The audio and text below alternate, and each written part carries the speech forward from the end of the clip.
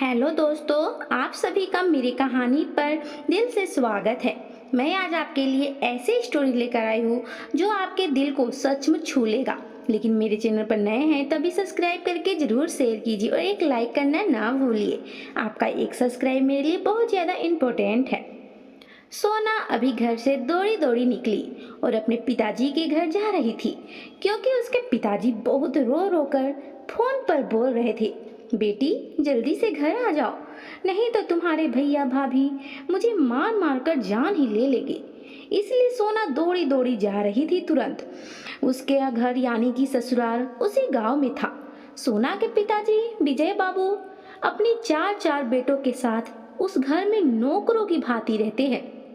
अपने चारों बेटे बहू का वह हर एक काम करते हैं, लेकिन फिर भी आज क्यों उन्हें चारों बेटों मिलकर और बहू मार रहे हैं, यह बात सोना को कुछ समझ में नहीं आया।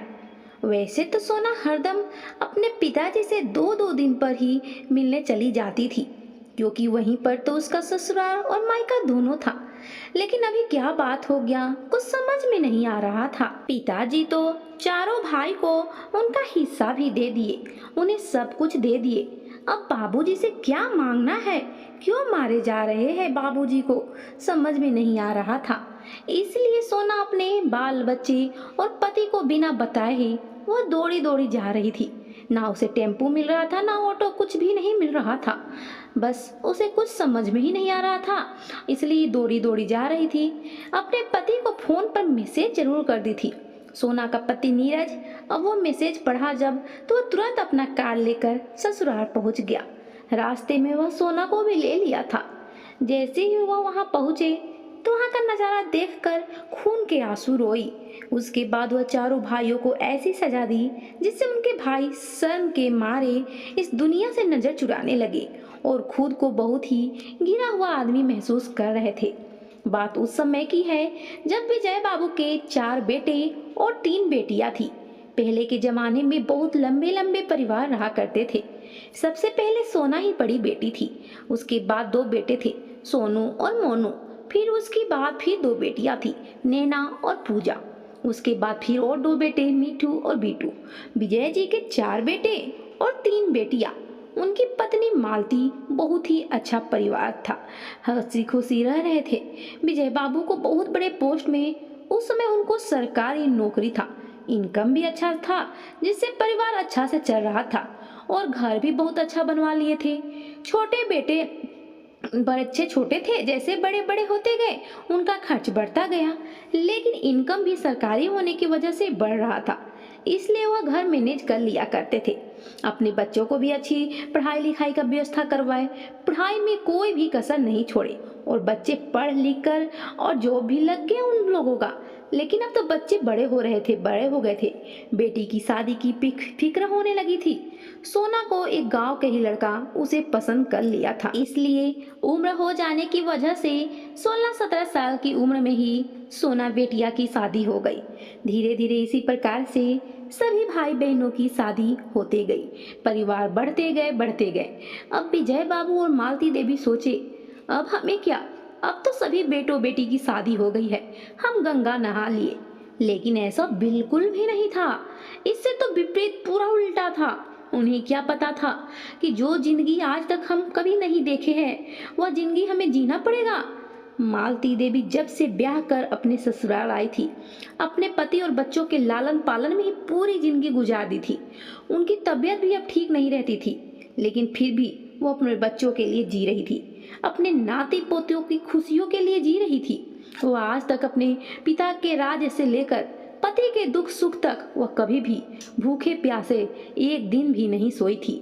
और मालती देवी को उम्मीद था कि वे अपने बच्चों द्वारा भी जिंदगी अच्छा ही मिलेगा, लेकिन ऐसा नहीं हुआ। गुजरते जमाने के साथ बच्चे भी लालची होते गए। बेटियां तो ससुराल चली गई थी, लेकिन बेटे और बहू बदल रहे थे और इसकी भनक विजय बाबू को नहीं था। वैसे भी जब से सोना की शादी हुई थी, वो महीने में एक बार जरूर अपने पति नीरज के साथ आ जाया करती थी मिलने। सभी भाई भाभी उसका बहुत ही ख्याल रखते थे, आओ भगत करते थे, क्योंकि वह महीने में एक दिन के लिए ही तो आती थी और भेंट करके तुरंत चली जाती थी। लेकिन उनकी जो और दो बहनें थी, नैना और पूजा, वह साल में 2 बार आती थी और 1 से 2 महीने तक रहकर जाती थी, जिससे उनके चारों भाई भाभी परेशान हो जाया करते थे। लेकिन यह उनका भी तो मायका था और दूर होने की वजह से वे इतने दिनों तक रहकर जाती थी। अब सभी बच्चे के बच्चे हो गए। विजय बाबू अब अपनी जिम्मेदारी से मुक्त होना चाहते थे और मालती देवी भी। इसलिए उन्होंने एक दिन अपने सभी बच्चों को घर पर बुलाया और एक फैसला सुनाने वाली थी। वह अपने वकील साहब को भी बुलाए थे, जो उस गांव के जाने माने वकील थे, पुराने वकील थे। वैसे तो वह वकील पूरी दुनिया देखे हुए थे। वह विजय बाबू को एक बार इशारा भी किए थे, लेकिन विजय बाबू बेचारे सीधे साधे। उन्हें क्या पता था कि सचमुच जो वकील साहब कह रहे हैं वह सच हो जाएगा और मेरे बच्चे ही मुझे कहते हुए भी शर्म आ रहा है। जब सभी बेटे बेटी घर पर आ गए थे, तब विजय बाबू अपनी घर के चाबी और घर के पेपर सारे निकाल कर ले आए और 4 भागों में बांट दिया। उनके पास खेत भी था, जो अभी 4 भागों में बांट दिया गया। उनकी पत्नी मालती देवी बोल रही थी, अपनों हाथों में भी तो कुछ पैसे रहने चाहिए, थोड़े बहुत तो आपको रख लेना चाहिए था। खेत कम से कम अपने खर्चे के लिए रख लेते, बच्चों से क्या हाथ फैलाना। लेकिन विजय बाबू सीधे साधे होने की वजह से उन्हें लगा कि अपने बेटे से ही तो पैसे मांगना है, क्या हुआ मांग लेंगे। जैसे वे मुझसे बचपन में मांगते थे, वैसे अब हम बूढ़े हो गए हैं तो मांग लिया करेंगे। दूसरे कोई के पास थोड़े हाथ फैला रहे हैं। इसलिए उनके पास जितने भी जमीन जायदाद प्रॉपर्टी था वह सब बांट दिए। मालती देवी को अपने गहने बांटने के लिए भी कह रहे थे, लेकिन वह नहीं बांटी थी और उसका जिक्र भी उस समय विजय बाबू नहीं किए थे। अब क्या था, सभी बेटे बहू बहुत खुश हो गए, लेकिन 4 हिस्सों में जमीन बंटने की वजह से चारों अपने अपने अलग अलग घर परिवार बसा लिए। अब विजय बाबू को दिक्कत हो गया कि वह रहे तो रहे कहाँ। उन्हें तो लगा था कि बांटने से अलग थोड़े तुरंत हो जाएगा, लेकिन ये लोग तो अपना हिस्सा अलग करके अपना अपना मकान ही बना लिए। कोई भी बेटा चारों में से अपने पिता माता जी के लिए कमरा नहीं बनाए थे अपने घर में। जब विजय बाबू बड़े बेटे सोनू के पास गए रहने, तो वह बोला, पिताजी मैं तो बस 3 रूम का ही घर बनवाया हूँ। एक में मैं रहूंगा, एक में मेरा बेटा और बेटी और एक में मेहमानों का कमरा है। लेकिन उसमें अगर आपको रहना भी होगा तो मेहमान बनकर तो 2-4 दिनों तक सिर्फ रह सकते हैं, नहीं तो आप और किसी दूसरे भाई के पास जाकर रह लीजिए। विजय बाबू उस समय चकित हो गए अपने बड़े बेटे की बात सुनकर, और मालती देवी भी वहीं पर खड़ी थी। उन्हें तो पहले से पता था मालती देवी को कि ऐसा हो सकता है शायद, लेकिन सचमुच ऐसा हो जाएगा नहीं जानी थी। लेकिन फिर भी वे दोनों दूसरे बेटे मोनू के पास गए।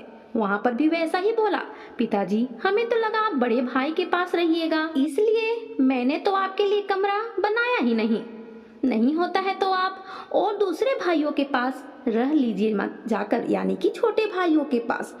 वहां से फिर तीसरे बेटे मिठू के पास गए, वह भी कोई बहाना बनाकर वहां से जाने के लिए कह दिया।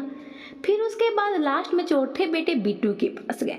वैसे तो मन नहीं कर रहा था, लेकिन कल को कहने को कुछ ना हो जाए कि पिताजी आप तो मेरे पास आए ही नहीं थे, इसलिए मजबूरी में चौथे बेटे बिट्टू के पास भी गए।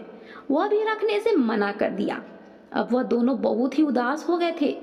कुछ समझ में नहीं आ रहा था कि ऐसा मेरे बेटे निकल जाएंगे, सिर्फ अपने परिवारों के लिए घर बनवा लिए, लेकिन अपने माता पिता को जिन्होंने उनको जमीन दिया उन्हीं के घर से बाहर निकाल रहे हैं। घर में उनके लिए जगह नहीं है। मैंने तो कभी सपने में भी नहीं सोचा था कि मेरे बेटे ऐसे हैं।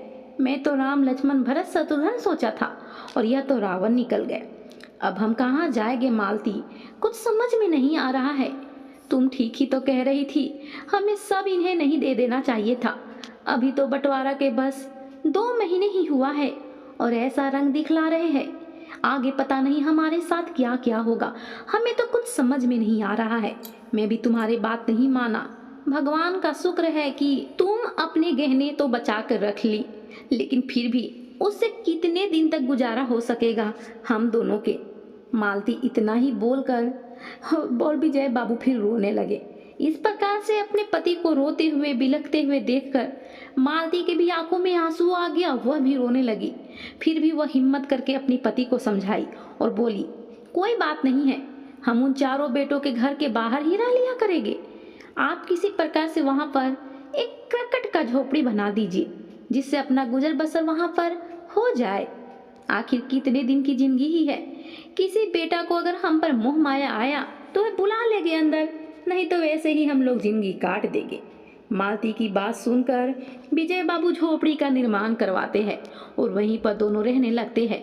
सारे व्यवस्था कर देते हैं खाने पीने का, जिससे मालती को कुछ दिक्कत ना हो, क्योंकि मालती की तबीयत भी खराब रहती थी। उनका दवा चल रहा था।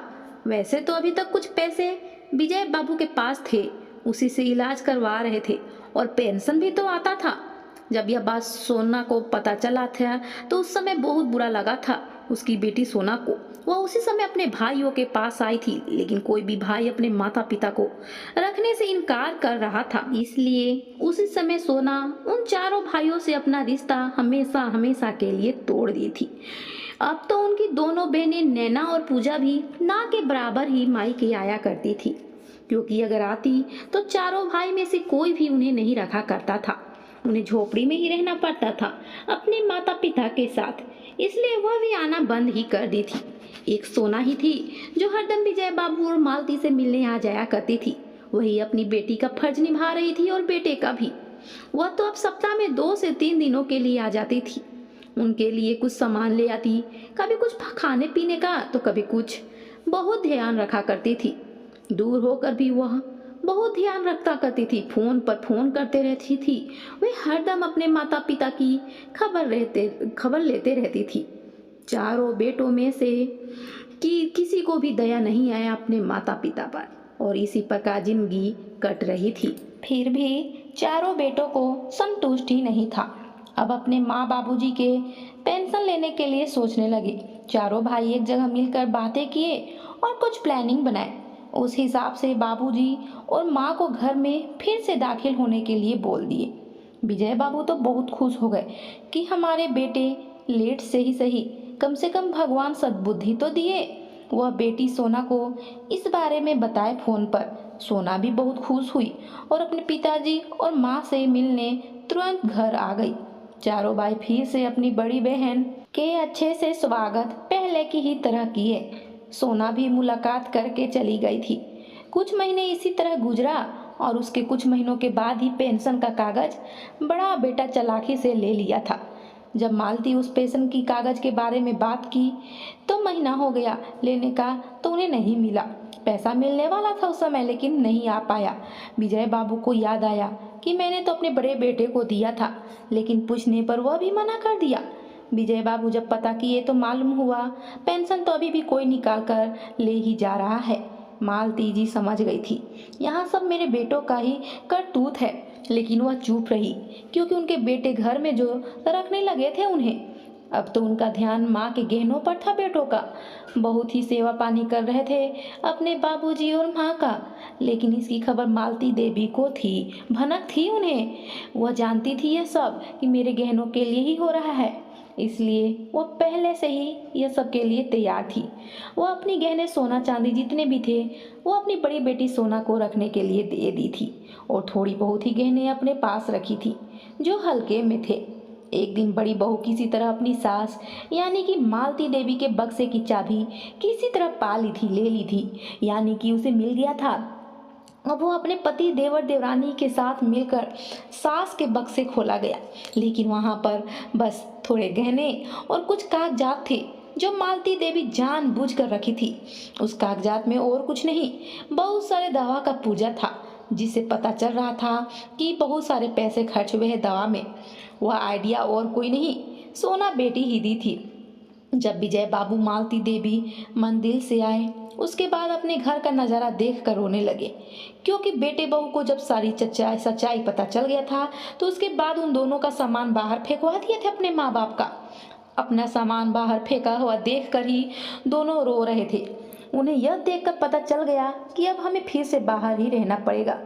बड़ी बहू बहुत कड़क आवाज में अपनी सास को बोली, क्या समझी थी? इतने दिन बैठकर सेवा पानी करवा ली और कुछ ही हाथ में नहीं आया। इस पर छोटा बेटा बिट्टू बोला, भाभी जाने दीजिए, कम से कम हमारे हाथ पेंशन का पैसा तो आया, नहीं तो अगर चालाकी नहीं करते तो अभी नहीं मिल पाता। छोटे भाई की बात सुनकर मोनू और मीठू भी पीछे से बोले, रहने दे भाई रहने दे, इनके पास तो गहने के नाम पर सिर्फ चांदी के छोटे मोटे आभूषण हैं और उसमें भी बहुत सारे लंबी लिस्ट दवा का। सारा पैसा तो इस बुढ़िया ने अपने ऊपर ही खर्च करवा लिया, तो अब हाँ कहाँ से मिलता हमें गहना। ये जाए जिस प्रकार से जिंदगी काटनी है जहाँ जाए, हमें इससे कोई मतलब नहीं है। हम अपना समय और पैसा इन दोनों के ऊपर बर्बाद क्यों करें।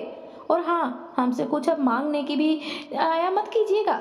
बड़ा बेटा सोनू बोला, हमारे पास आपके लिए कुछ भी नहीं है। और दरवाजा सभी अपने अपने घर में जाकर बंद कर लिए।